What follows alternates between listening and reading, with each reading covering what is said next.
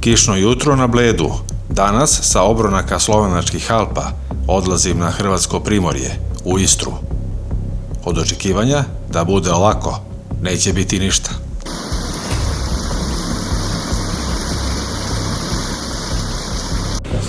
Čika Story. Čika Story je urednik emisije.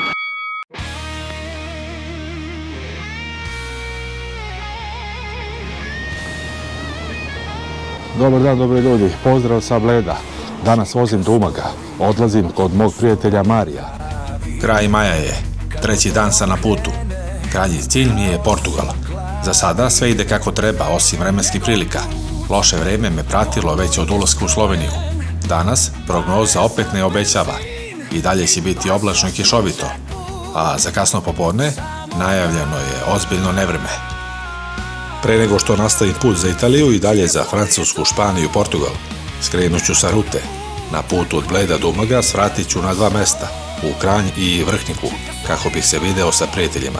Zbog lošeg vremena vozit ću danas autoputem sve do Slovenačkog primorja, a onda ću do odredišta produžiti magistralom. Današnja relacija iznosi 180 km. Također, pravit ću pauze u Kopru, Izoli, Piranu i Portorožu.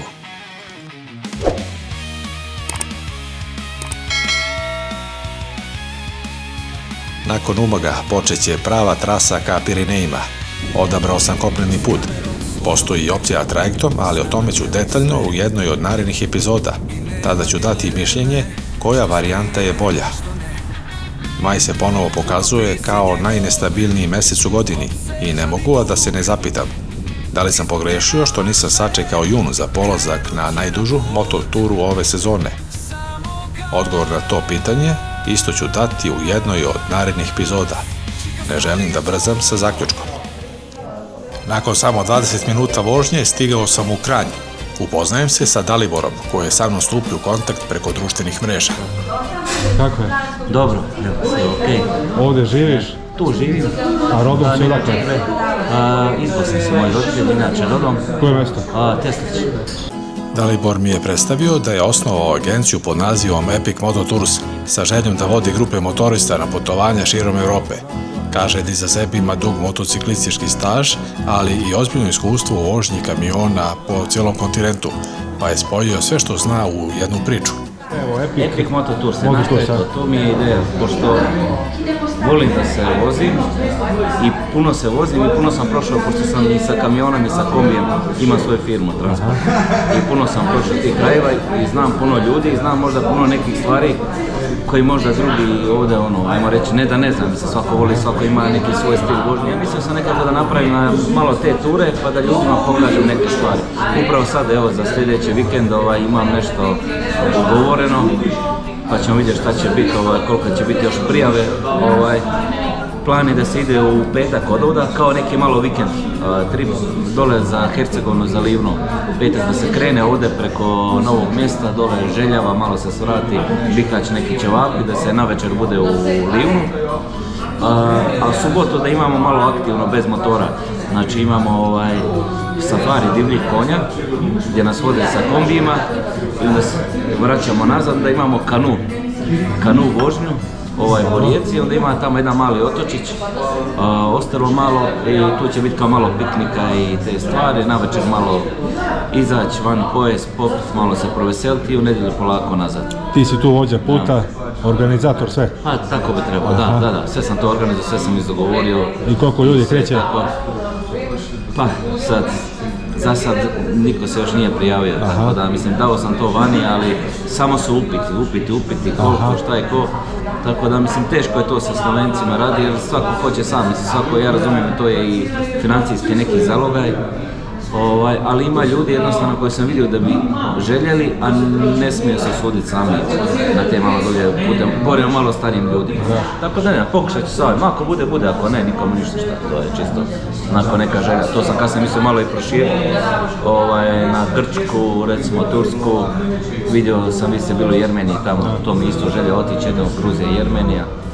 jedno kad budemo malo više, a to treba jedno 3 sedmice. Dalibor mi pokazuje šta trenutno vozi, priča mi o motorima koje je ranije posjedovao i otkriva mi koji motocikl planira u budućnosti. 2024. 1250 GS Adventure, triple black. Ne znam šta napravio sa sadnje, sad nekih ima znači 15.000. Sad sam napravio sa njim skoro 5.000 na putu za Grčku. Kao inače ovo je moj drugi GS. Prije toga vozio sam onoga F800, prije toga još Kawasaki, a ne znam se. Jako sam zadovoljan sa njim, ne znam. To mi je bila želja i ne znam, možda malo žao samo što nisam uzeo ovog najnovijeg, mada polako doće vrijeme i za to. Dalibore, hvala ti. Ej, hvala tebi. Pa se javi kada si u Srbiji. Hoću i tebi želim sve najbolje, sretan put. Hvala. Da se sretno vratiš. Čujemo i se. da uživaš u avanturi. Hvala, hvala. Vreme je da nastavim vožnju dalje. Dalibor kreće ispred mene da bi mi pokazao izlaz na autoput. Danas je Kranj jedan od najvećih i najvažnijih naselja Goranske regije sa oko 38.000 stanovnika. Kroz grad protiču dve reke, Sava i Kokra. A upravo njihov susret daje Kranju prepoznatljiv izgled i jedan od najdubljih urbanih kanjona u Evropi. Na listu svojih prijatelja dodao sam još jednog, Dalibora. Sljedećeg puta kada budem prolazio kroz Sloveniju, sigurno ću mu se javiti. Sa svim iskustvom koje ima, a zbog čega je i osnovao agenciju Epic Moto Tours, može biti odličan domaćin i vodič kroz rute na ovom području koje mnogi ne poznaju. Nakon nekoliko kilometara putevi nam se razdvajaju i nastavljam sam. Pravac Ljubljana. Sljedeća stanica je Vrhnika, te me čeka Nikola Vinjević. Približio sam se Ljubljani i po saobraćajnim tablama zapažam koliko je ovo čvorište važno za cijelu Sloveniju. Autoput A2 povezuje sever sa jugom, od tunela Karavanke do graničnog prelaza Obrežje sa Hrvatskom, dok A1 autoput ide od granice sa Austrijom i Šentilja sve do Kopra. Dakle, oko Ljubljane putevi se račvaju na više pravaca, prema Celju i Mariboru, prema Kopru i Jadranskoj obali ili pak ka Trstu i Italiji kada trebate voziti autoputem A3 do Sežane. Ušao sam u mesto Vrhnika, prvi put sam ovde. Po drugi put se viđam sa Nikolom Vinjevićem, koji me upravo čeka.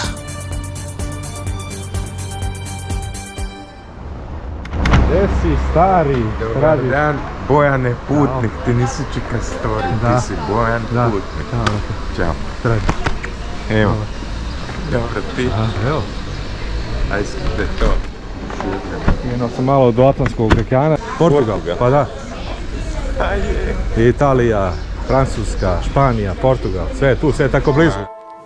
Nikola je motorista početnik, vozi Hondu NC 750, pa ga interesuje sve o ovoj turi. Koliko dana? Mjesec dana? Dovoljno, a? Pa dobro, ajde. Ajde, može. Ajde, nekako, da ipak da nije dva. Mislim, ja ne znam šta da kažem, ti stvarno živiš. Koliko je to kilometara pa odavde? 8,5. Pa 8,5 mislim, cijel krug. Aha, ti sad ideš za Umag. I onda iz Istre. Iz Istre za Italiju, hvala. Italija, Francuska, Španija i onda... okrećemo. A sve uz obalu. Obala, mogu. Majko, mila, to bi ja... Svi ono kao Balkan trip. Ljudi, evo te, ja bi baš u Španjolsku. Dole, Andaluzija i to. Pa to je prava stvar. To bi ja. I Grčku. Ali stvarno ovo, ali svi ono, apsolutno svi kad krenu s motorom, Balkan, Bosna. To je tu Rekao, nekakva evo te, ja bi baš kontra, ja bi baš u Španjolsku. Ne znam zašto me vuče ta Andaluzija, ništa drugo, mene Barcelona, Madrid ne zanima. Pošto sam ovom sagovorniku objasnio sve detalje puta, rutu, kilometražu i izazove koji me čekaju, vrijeme je da nastavim dalje. Opraštamo se i vraćam se na autoput. Daj malo javi se, pošalji neku sliku, Neku evo sliku, me ti tu pošaljem sam, lepo vreme. sliku, dvije, čujemo se, može? Ajde. Hvala još jednom, brate. Ajde. Ćao, drži se, čuvaj se. Hvala da si došao. Ćao. Ajde, čao. Pravac more. Misli su već usmerene ka Umagu i prestojećem nevremenu. Svaki kilometar me vodi bliže Primorju i sljedećoj fazi avanture. Na izlazu iz naselja počinje kiša, stajem na benzinskoj pumpi da sačekam da prođe kišni oblak.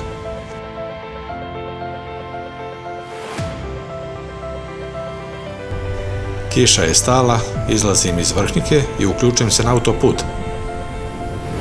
Nema gužve, pa sam u prilici da opuštenije vozim, ali i dalje držim pažnju jer su vremenski uslovi promenljivi. Oblaci su niski, povremeno pada sitna kiša, pa pazim na asfalt i mokre deonice. Planiram da svratim u sva veća mesta na slovenačkom primorju. Od slovenačko-hrvatske granice do Umaga ima svega 10 km. Mario i njegova supruga Arijana me ženu iščekuju.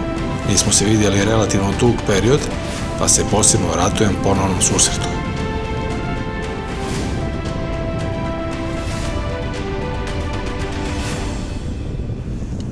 Kopar je najstariji grad u Sloveniji i najveći grad na primorju ove države.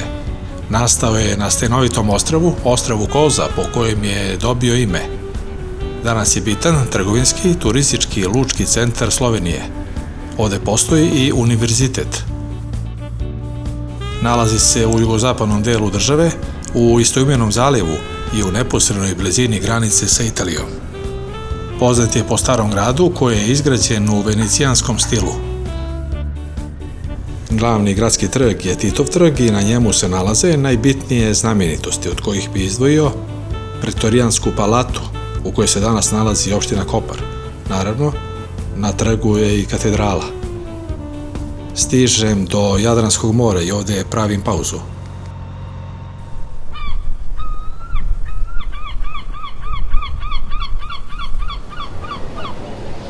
Sa Bleda sam se spustio pravo na Jadran. Put je vodio kroz Julijske Alpe, pa onda nizbrdo ka primorju. Sada sam u Kopru, ovde ću napraviti kraću pauzu, pa nastavljam dalje. Na primorju probija sunce kroz oblake i odmah je raspoloženje bolje. Podigao sam dron kako biste vidjeli iz vazduha kako izgleda Titov trg i katedrala Marijinog uznesenja. Trst je odavde udaljen samo 20 km, a isto toliko i Hrvatska. Pre Prvog svjetskog rata slovenačka obala je bila deo Austro-Ugarske monarhije. Nakon rata i raspada Austro-Ugarske, mirom u Saint-Germainu 1919. godine, Austro-Ugarska teritorija je podeljena, a Slovenija, kao deo kraljevine Srba, Hrvata i Slovenaca, dobija kratku obalu na Jadranskom moru, oko 46 km dužine.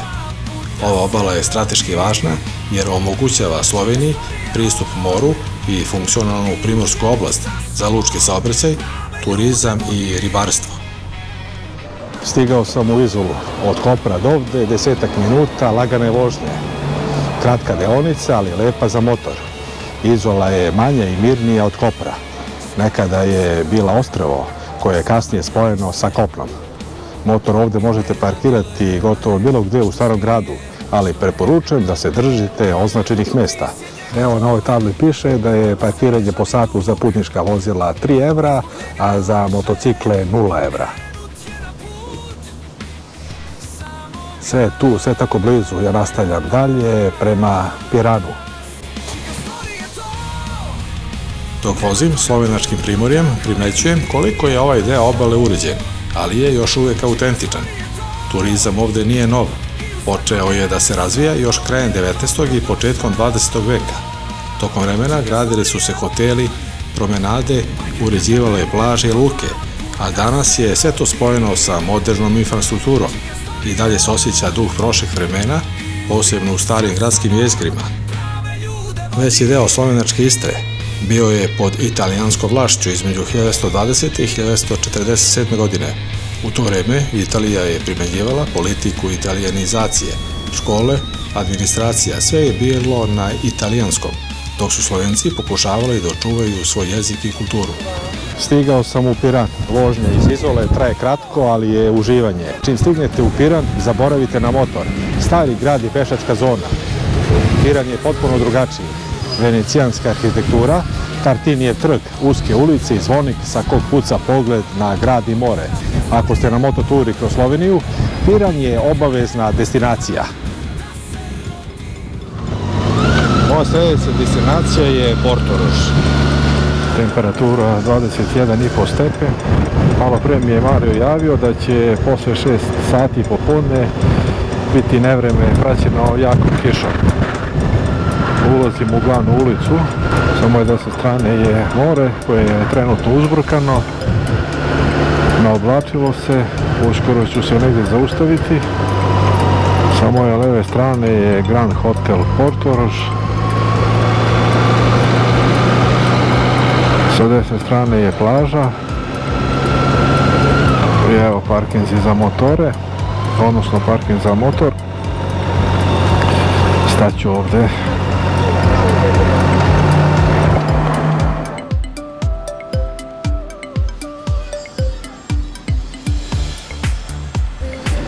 Odah malo da se prošetam do mora. Portorož je najpoznatije letovalište na slovenačkom primorju.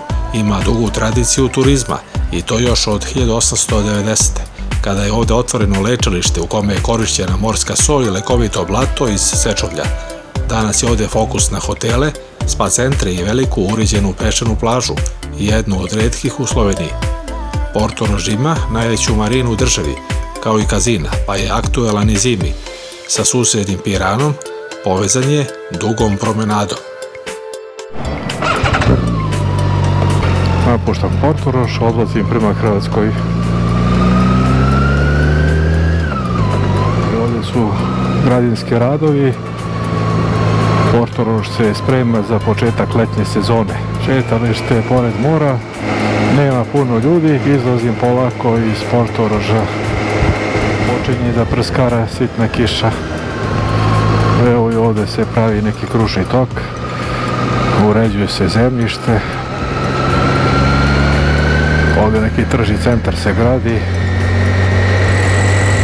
Također i trotoar se preuređuje, hvatam pravac za Pulu i za Sečovlje. Izlazim iz naselja koje se zove Lucija. Sa moje desne strane je aerodrom Portorož. Ispred mene je Hrvatska. Nekadašnji granični prelaz, pre se ovdje čekalo, sad je prolaz slobodan.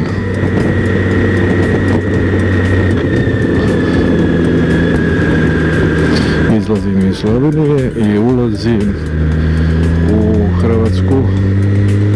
Samo da prođem isto tamo kroz onaj nekadašnji granični punkt. Evo, Republika Hrvatska. Ovdje dole ispod mene neki potok. Slobodan prolaz. Ćao, Slovenija. Zbog najavljenog nevremena, malo sam požurio, pa ću na odredište stići ranije nego što sam planirao. Nakon prelaska granice, vozim još 10 km i ulazim u naselje Murine, nadomak Umaga. Tu me očekuju Arijana i Mario, kod kojih ću provesti naredna 2 dana i malo se odmoriti pre nastavka puta. Nakon pozdravljanja, motor parkiram u garaži. To bi bilo sve za danas, a u narednoj epizodi gledat ćete moj odlazak za Italiju. Hvala na pažnji i svako dobro. Kad motorom krene, haos u glavi. Njegov put pomno je skrojen, pare za benzin i pasoš u džepu. Samo gas. Čika story je to.